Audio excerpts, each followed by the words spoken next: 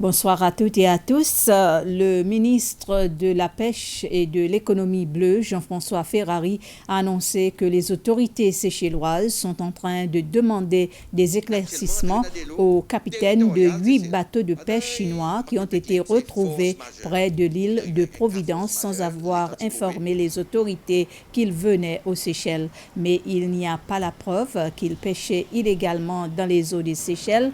Les pêcheurs ont déclaré qu'ils étaient sur le point d'aller pêcher à Madagascar lorsqu'ils ont été pris par le mauvais temps et ils ont dû venir aux Seychelles pour chercher refuge.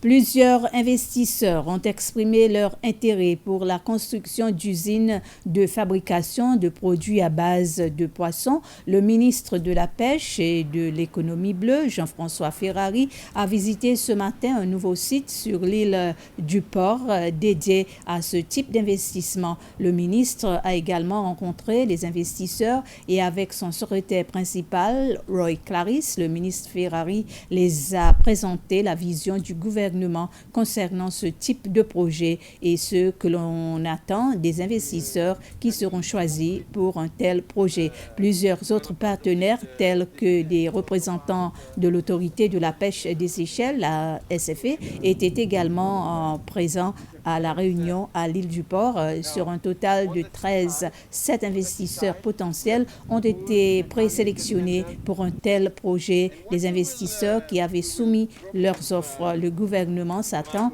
à ce que le projet se concrétise d'ici 2023. Le site à l'île du Port, où sera situé le projet de fabrication des produits à base de poissons, à une superficie de plus de 50 000 mètres carrés.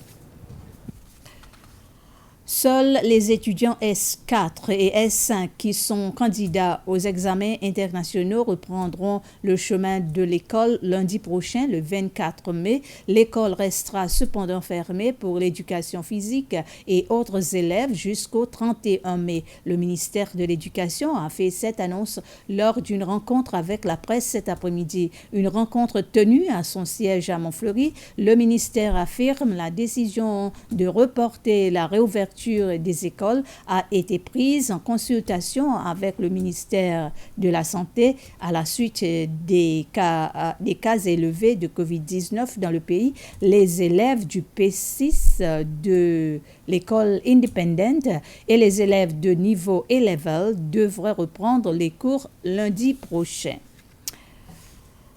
La commission électorale déclare qu'elle est en train d'annuler l'enregistrement de l'Alliance Ceychellois en tant que parti politique, car elle affirme que le parti est fautif avec 2 lois administrées par la commission. Ce sont la loi électorale et la loi sur les partis politiques.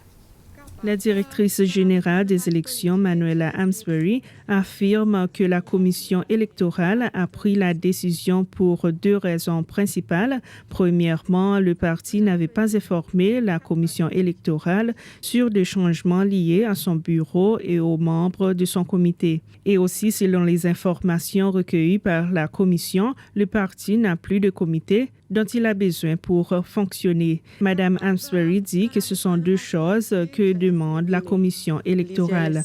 Outre l'absence de bureau et de comité, l'Alliance Ceychellois n'a également pas présenté ses documents financiers lorsque la commission électorale faisait son rapport sur l'argent que les partis politiques avaient reçu pour les dernières élections et les dépenses qu'il avait faites. Madame Amsbury ajoute qu'à l'heure actuelle, les procédures ont commencé pour dissoudre l'Alliance Ceychellois. Cela comprend la restitution de l'argent de campagne que le parti n'avait utilisé lors de sa campagne pour les dernières élections. Et en réaction à cette annonce, l'Alliance Ceychellois dit qu'il a réussi à atteindre son objectif et cela, c'était de retirer l'ancien gouvernement du pouvoir. C'est la fin de ce flash. Merci de votre attention et bonsoir.